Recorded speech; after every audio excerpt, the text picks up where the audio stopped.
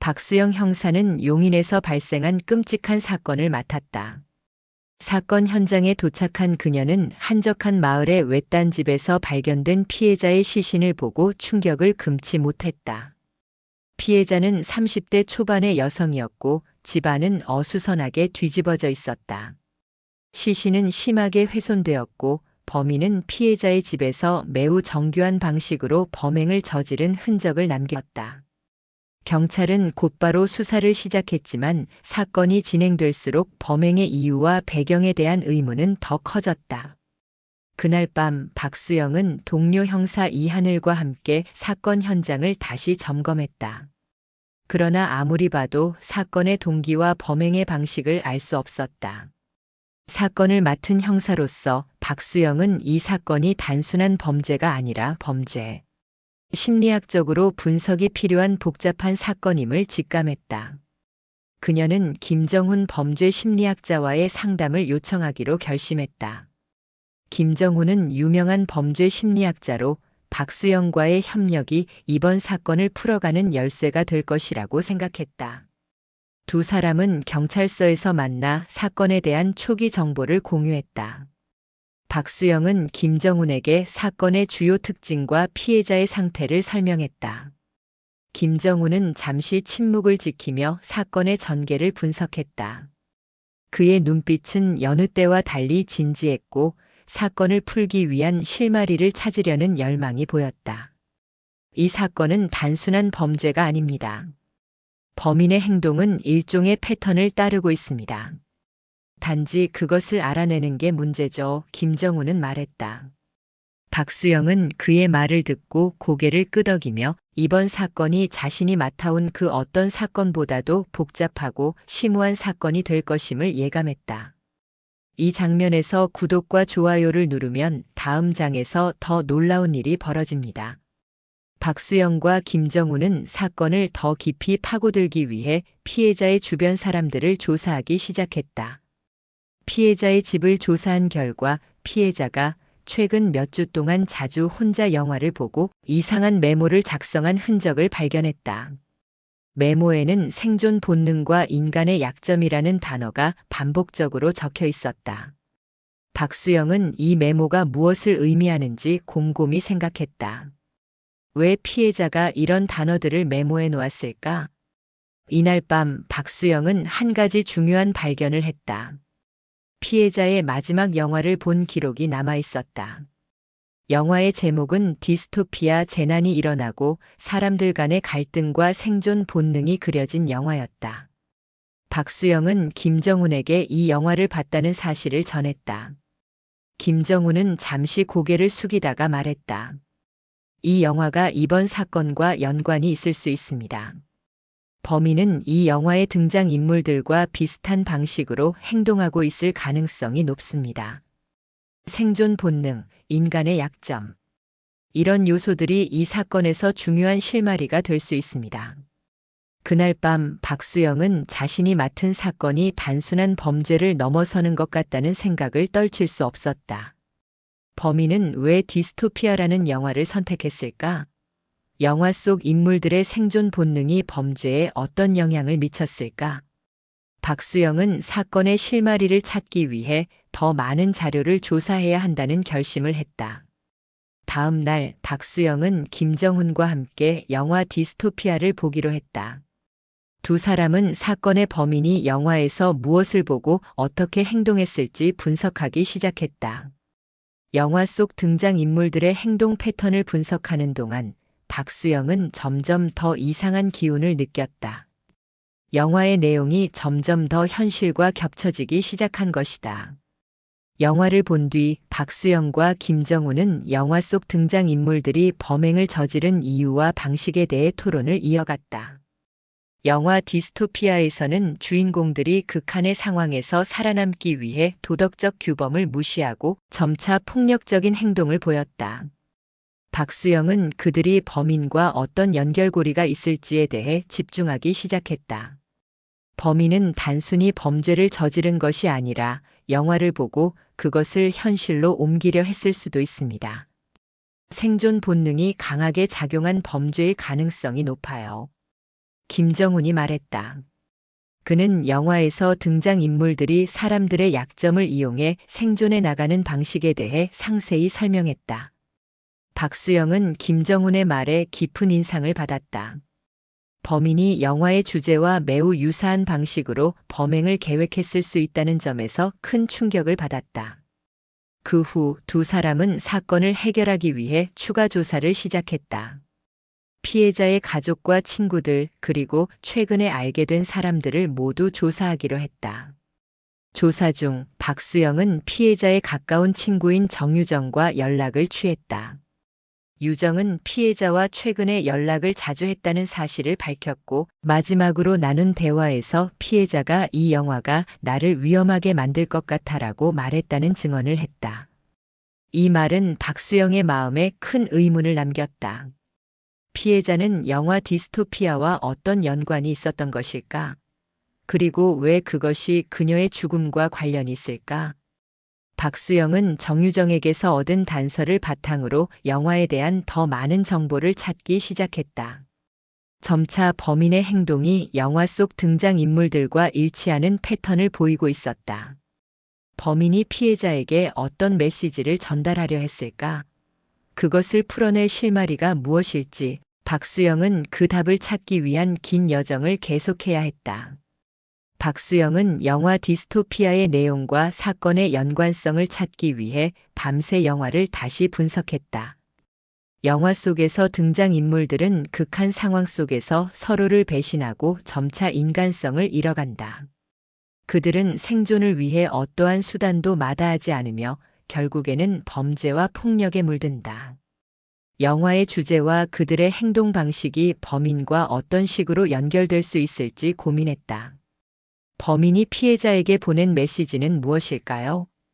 박수영은 김정훈에게 물었다. 혹시 영화의 메시지나 등장인물들의 행동을 그대로 따르려 했던 건 아닐까요? 김정훈은 조용히 고개를 끄덕이며 그럴 가능성이 높습니다. 범인은 영화를 통해 자신만의 생존 규칙을 만들었고 그 규칙을 피해자에게 강요했을 수 있습니다. 라고 답했다. 박수영은 이를 바탕으로 사건을 다시 분석하기 시작했다. 범인은 피해자에게 무언가를 강제로 이해시키려 했을까? 아니면 피해자가 영화 속 등장인물처럼 위협을 당했을 가능성도 있을까? 박수영은 범인의 심리를 파악하기 위해 더욱 철저한 조사를 이어갔다. 그녀는 이번 사건이 단순히 하나의 범죄가 아니라 범죄자 스스로가 영화를 통해 만들어낸 자신만의 법에 의한 결과일 수 있다는 생각을 품기 시작했다. 그러던 중 피해자의 집에서 발견된 또 다른 단서를 살펴보았다. 피해자가 적어놓은 메모 속에 디스토피아 영화의 특정 장면이 반복적으로 등장하고 있었다.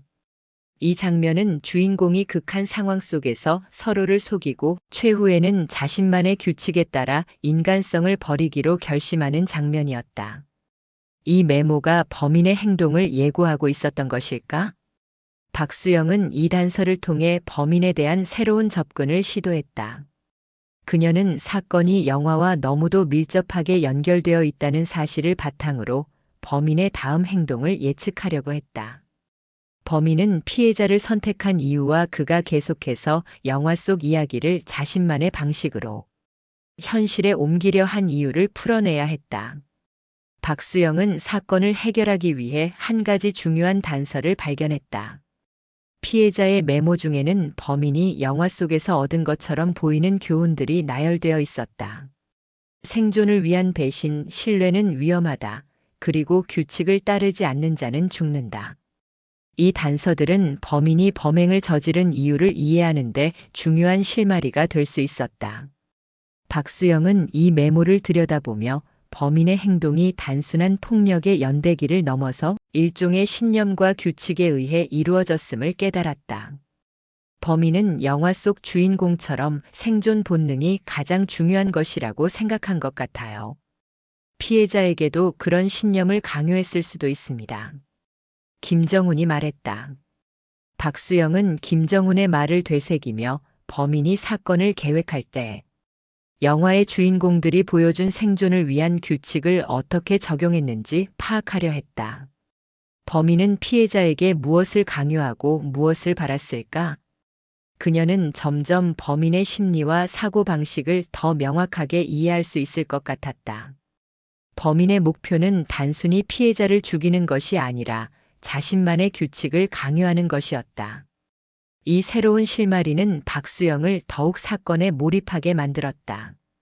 그녀는 사건의 모든 단서를 다시 조합하며 범인이 남긴 행적을 추적했다. 범인이 피해자에게 어떤 메시지를 전달하려 했는지, 그가 영화에서 어떤 장면을 인용했을 가능성이 있는지 등을 떠올리며 모든 가능성을 염두에 두었다. 그동안의 수사 결과 범인은 최근 몇 년간 범죄 이력을 남기지 않았다는 사실이 밝혀졌다. 그는 전혀 예측할 수 없는 인물이었다. 박수영은 이 점이 사건을 더욱 복잡하게 만들고 있다는 것을 느꼈다. 범인의 과거와 인생에 어떤 변화가 있었을까? 영화 속 인물들과 비슷한 길을 걸었던 범인이 과거에 억눌린 감정을 폭발시킨 것일까? 범인의 정체와 그의 목적을 파악하는 데 시간이 걸렸지만 박수영은 계속해서 사건을 추적했다. 범인이 계획한 대로 사건이 전개되고 있었다. 이제 범인의 다음 행적을 예측하는 것이 중요해졌다. 그는 언제, 어디서 또 다른 범행을 저지를 것인가? 시간이 흘러 박수영은 점차 사건의 단서들이 하나하나 맞춰지는 것을 느꼈다. 그녀는 경찰서에서 다시 한번 피해자의 가족을 조사하고 범인의 이전 행적을 확인했다. 범인의 행적을 추적하면서 그녀는 어느 날 범인과 관련된 마지막 단서를 찾게 되었다. 그것은 피해자와 범인이 마지막으로 만난 장소에 남겨진 손목시계였다. 이 손목시계는 범인이 피해자에게 남긴 마지막 흔적일 수도 있었다. 박수영은 이 시계를 통해 범인이 자신에게 남긴 메시지를 이해하려 했다. 시계에는 영화 속에서 중요한 의미를 갖는 시간을 표시하는 숫자들이 새겨져 있었다. 그 숫자는 영화 속 등장인물들이 중요한 결정을 내리는 순간과 일치하는 시간이었다. 박수영은 이 시계가 단순한 물건이 아니라 범인이 피해자에게 전달하고자 했던 마지막 메시지일 가능성이 크다는 생각을 했다. 범인은 자신이 영화 속 주인공이 되어 그 누구도 믿을 수 없다고 느끼면서도 생존을 위해서는 모든 규칙을 따랐어야 했다는 신념을 피해자에게 강요했을 것이다. 그리고 그가 범행을 저지른 이유는 피해자가 규칙을 따르지 않았기 때문일 것이다. 이제 박수영은 범인을 추적하는데 마지막 단계에 이르게 되었다.